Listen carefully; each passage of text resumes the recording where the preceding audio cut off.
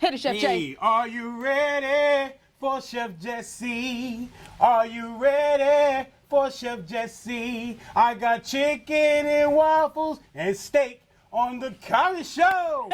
I'm live, y'all. Hey guys, welcome to Cara's Cucina. I'm Cara Di Falco. Chef Jesse Jones is in the house, and we are grilling up steaks for Father's Day. Great food isn't just about good ingredients and knowing how to cook. It's about telling the story of the food.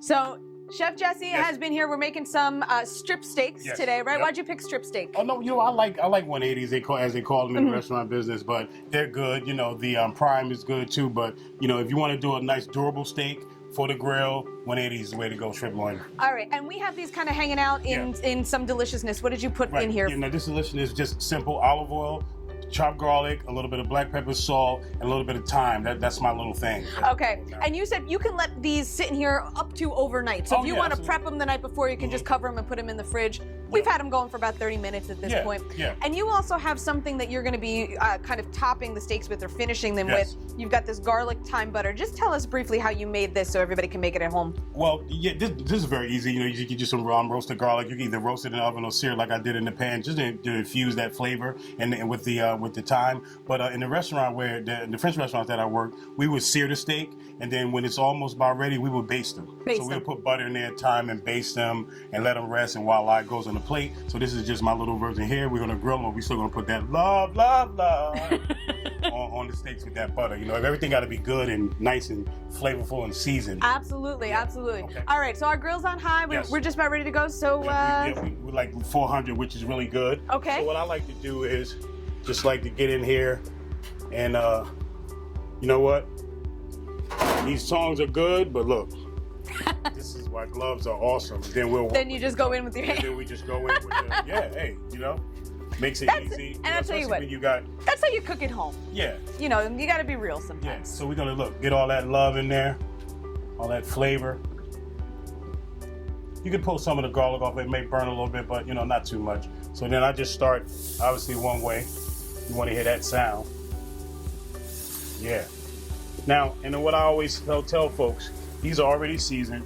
If you're gonna marinate them overnight, don't season them. Okay. Just put the regular olive oil and the garlic and the thyme. Because if you put a salt on them, they're gonna kind of sweat, and you don't want to lose all that moisture. Okay. And some people don't like to marinate steak because they feel like it takes away from the steak. But I come from an era of family that loves seasoning, and we season everything. So this is how we do it. I like it. All right. So when you first throw it on the grill, you got it hot. Just don't leave it alone. People just start turning and smashing. So let it get your little hash marks going. About how long we're gonna leave them on this side? I would say about a minute or so, 2 minutes. Okay. Because see how thin these are? We can finish these right on the grill, just like that. How some people grill them and then put them in the oven. You don't have to do that. I like mine's pretty medium rare, so you can go right from there. Absolutely. Yep. And then the grill was pretty hot. Some people start with a cold grill. They turn it on, they throw things on. Just wait till it get nice and hot. And I have a cold side here, so this way I can also let them rest when I baste them. So we'll check it out. We'll look at them here. Yeah, see, that's what we want. Yeah. And then we're gonna go again, start our hash marks on this side.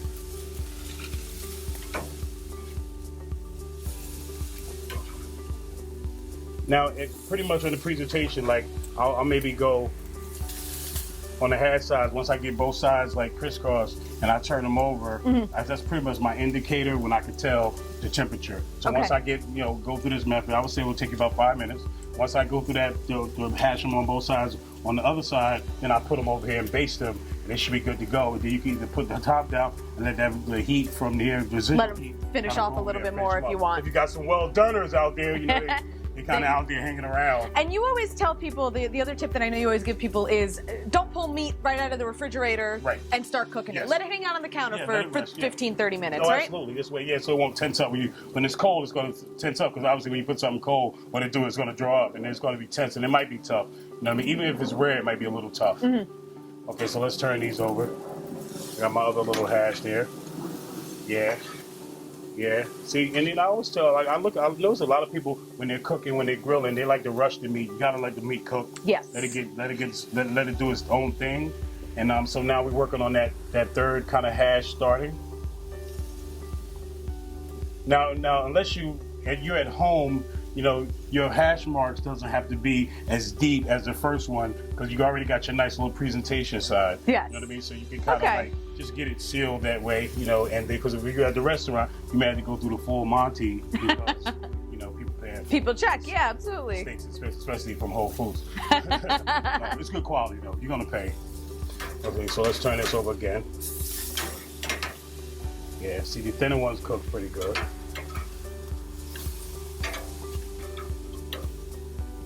All right, so now when it's really hot like this, you know, if you baste it, the butter's gonna burn a little bit. Burn off, so, yeah. So what you do is you go in here, get your little flavor there.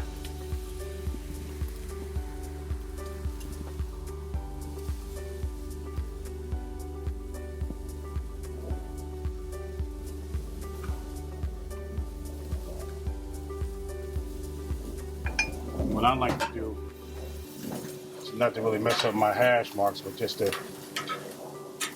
get a little bit seasoning on this side.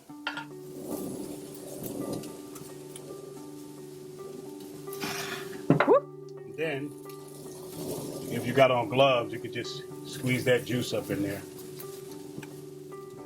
And look, voila. See, I can eat it like this. Put it on your cold side, and these bad boys are good to go. That's it.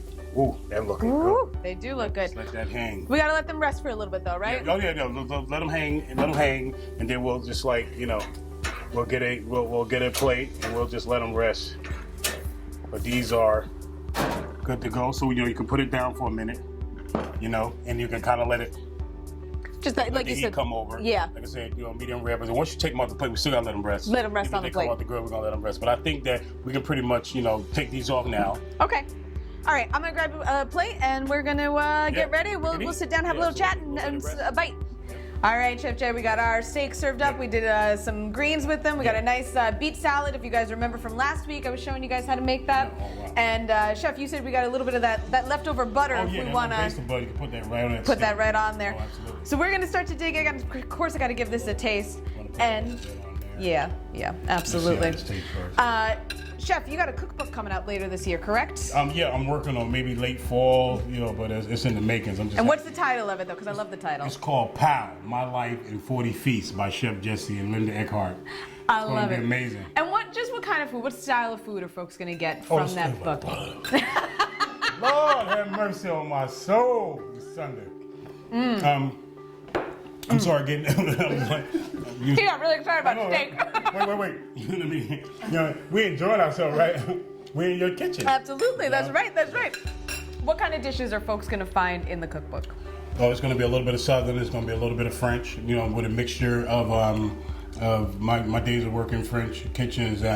Through Family Meal, I started to develop my little Southern flair. So I cook for the waiters and the staff, and they were like, "This is good." So it's been perfected that way with that little French twist. I love it. Listen, Chef, we're celebrating Father's Day. You want to shout out your kids real quick? Yeah, I want to say, hey, Tristan, Jesse, I love y'all guys. Y'all amazing young men, and I'm proud of you. Really, I am. Your dad. I was like, I lead by example, and y'all finally getting it. You know what I mean?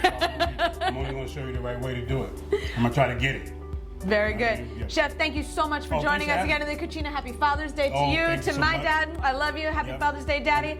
Yes, and I also want to say, you know, much success for you. You know, for your. Thank you I love much. your show, the concept. And to you. Don't forget me neither. I mean, absolutely. I want you to have like boulet and all. No, I think we're gonna make this a tradition. You come back every Father's Day, we'll cook. That's right. Absolutely, right. I like it. I like it. Right, Chef, awesome. once again, thank you so much, my friend. I'll see you guys next week in Cara's Cucina. Yes. Pow.